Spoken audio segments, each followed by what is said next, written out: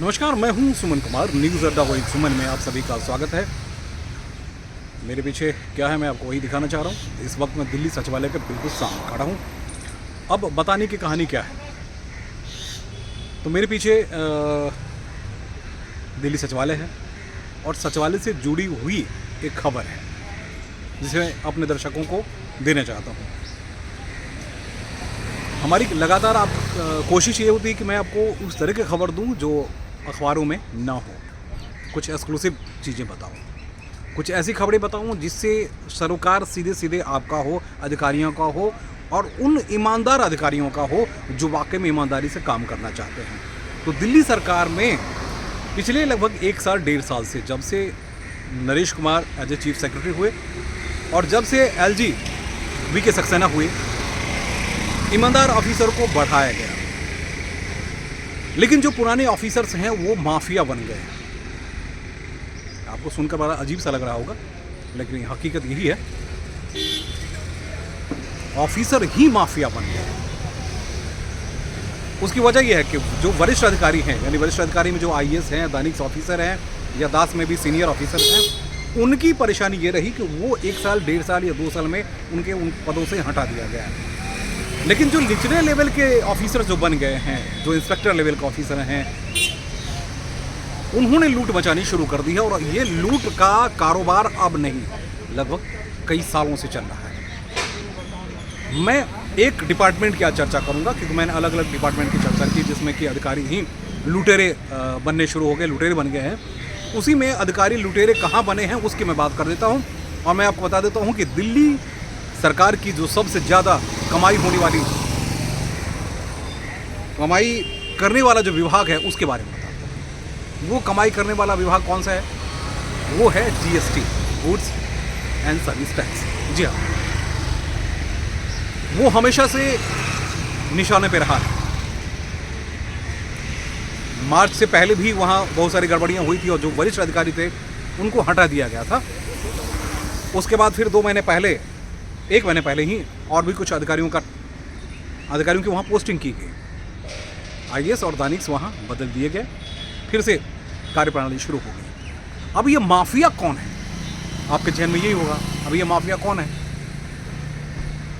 भाई साहब, माफिया ये है कि अभी भी GST में जो निचले लेवल के जो ऑफिसर्स हैं वो टोटली माफिया बन गए।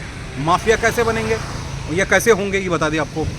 तो मेरे पास जो इन्फॉर्मेशन है उसमें ये कि कई इंस्पेक्टर लेवल के जो ऑफिसर हैं वो 7-7 साल 9-9 साल से वहीं हैं, और GST से ही तो दिल्ली सरकार की कमाई होती है। आप जानते हैं, चाहे वो इंडस्ट्रियल इलाका हो, चाहे वो दुकान हो, चाहे वो सोने की दुकान हो, चाहे बड़े होटल हो, हॉस्पिटल हो, तमाम सारे जहाँ से भी रेवेन्यू जनरेट की जाती है, उन सभी जगहों पर छापेमारी होती है। और छापेमारी में इन माफियाओं का एक बड़ा सा कारोबार वो पनपता चला, सालों से चला है। तो अब ये माफिया की बातें क्यों आ रही है? अब ये माफिया की बातें इसलिए आ रही है दोस्त, क्योंकि वरिष्ठ जो अधिकारी हैं उनके खिलाफ जांच होती है और उसको उनके खिलाफ शिकायतें करते हैं ये माफिया। उसके बाद वरिष्ठ अधिकारियों को हटा दिया जाता है, लेकिन जो निचले लेवल पे जो ऑफिसर्स हैं वो जमे हुए हैं। और वो कि कोई 7 साल से, कोई 5 साल से, कोई 9 साल से, और कईयों के बारे में ये रिकॉर्ड आ रहे हैं दोस्त कि वो कूलिंग पीरियड के लिए किसी और डिपार्टमेंट जाते हैं और वहाँ फिर लूट मचाने के लिए पहुँच जाते हैं। और जो पहले अधिकारी रहे या पहले चीफ सेक्रेटरी रहे और तमाम सारे, वहाँ एक वसूली का धंधा चला है। और वसूली का ऐसा धंधा चला है कि पूछिए मत। पिछले दिनों कुछ वरिष्ठ अधिकारी जो हैं उनसे चर्चा हो रही थी, तो उन्होंने कहा कि वहाँ तबादले करने बहुत ज़रूरी है GST से। बीच में चीफ सेक्रेटरी की जाने की खबर थी, उसमें बड़े जश्न मनाए गए। इन माफिया ऑफिसर ने बहुत जश्न मनाए। अब सवाल ये उठता कि क्या उनके तबादले होंगे या नहीं होंगे? आखिर उनको तबादले करने में या उनको वहाँ से हटाने में क्या परेशानी आ रही है? परेशानी सिर्फ ये आती है ना दोस्त कि कई अलग अलग विभागों में कई सालों से तबादले हुए ही नहीं। लोग जमे तो जमे हुए हैं, जो अच्छे अधिकारी हैं वो कहीं लटके हुए हैं, जो माफिया हैं वो पैसे देते हैं और फिर GST में चले जाते हैं। वो अभी तक की रणनीति, अब तक नहीं बल्कि 1 साल पहले तक की रणनीति रही थी कि जैसे Naresh Kumar as a chief secretary बने तो उन्होंने एक ऑर्डर जारी किया जिसमें उन्होंने कहा कि मैं इन विभागों से जो बड़े बड़े माफिया हैं उनको हटाया जाए। और मुझे याद है कि वो 40 ऑफिसर का एक साथ तबादला हुआ था और वो सालों से किसी न किसी डिपार्टमेंट में वैसे ही पड़े हुए थे, उनको बड़ी ईमानदारी के साथ उस जगह शिफ्ट कर दी गई। IAS, दानिक्स ऑफिसर, दास कैडर के ऑफिसर, वो सब बदलते रहते हैं, वो जाते हैं आते हैं, बदलते रहते हैं, सब कुछ होता रहता है। लेकिन ये जो इंस्पेक्टर लेवल के ऑफिसर हैं, इनको बदलने में क्या परेशानी, इनकी संख्या बहुत ज़्यादा है। और दिल्ली देश की राजधानी, आप जानते हैं लोग 35,000 करोड़ 40,000 करोड़ कमाई हर साल दिल्ली सरकार को यहाँ से होती है। लेकिन इसके अलावा ये और क्या क्या होता है उसकी मैं जानकारी आपको दे दूँ।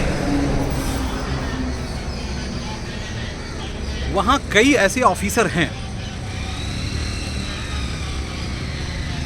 जिनके बारे में ये कहा जाता है कि वो फर्जी फॉर्म चलाते हैं और उससे खुद ही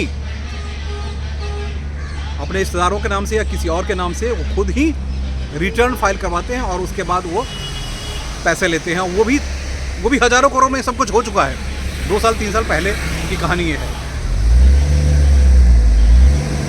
हजारों करोड़ की वसूली इसमें भी हुई।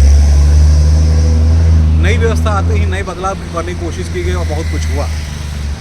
बहुत सारे बदलाव वहाँ किए गए, ईमानदार ऑफिसर भी लगा दिए गए। लेकिन निचले लेवल के जो ईमानदार ऑफिसर है ना, भ्रष्टाचारी ऑफिसर, मैं नहीं कह रहा हूँ, कई सारी चीज़ें ऐसी सिस्टम्स हैं जो आ चुकी है जो बताती है ये जो भ्रष्टाचारी ऑफिसर हैं अभी भी बने हुए हैं।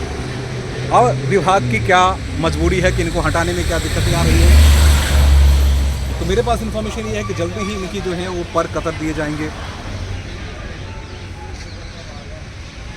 मेरे पास 5 नहीं 10 नहीं, कम से कम 5 ऐसे सीनियर ऑफिसर्स के बारे में बताए जा रहे हैं जो इंस्पेक्टर लेवल के हैं, जिन्होंने पूरे हाईजैक कर रखा है इस पूरे विभाग को।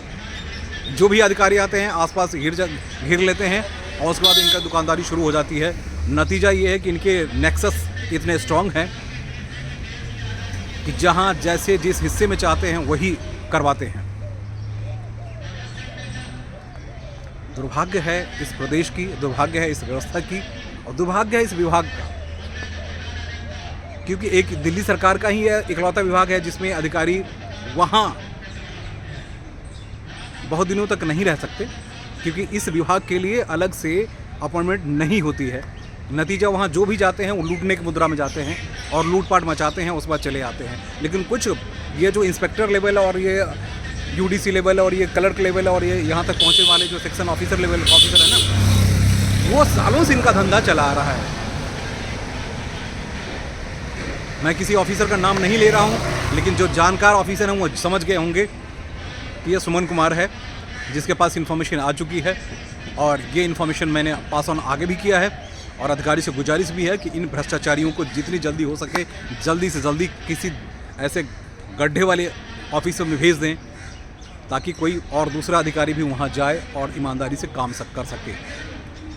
देखिए वहाँ पैसा है, वहाँ सब कुछ है, लेकिन इन भ्रष्टाचारी माफिया अधिकारियों ने कब्जा कर रखा है GST पे।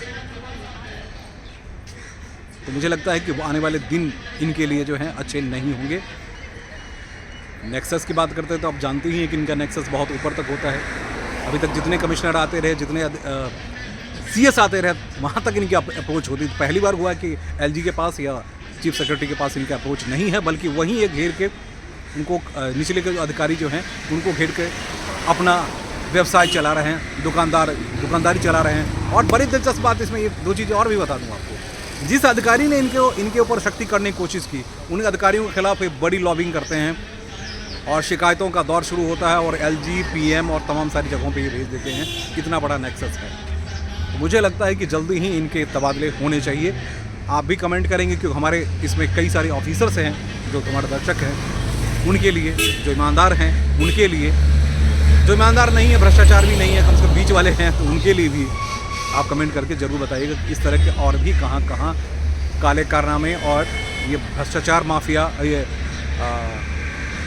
अधिकारी, माफिया अधिकारी किन किन विभागों में अभी और जमे हुए हैं, क्योंकि नरेश कुमार जी को अभी 6 महीने का एक्सटेंशन मिला है। इस बीच में इनके पर तो जरूर कतरे जाएंगे, ऐसा मुझे उम्मीद लगता है, क्योंकि ईमानदारों की जय होती है और यहाँ ईमानदारों की अभी जय होनी बाकी है। नमस्कार।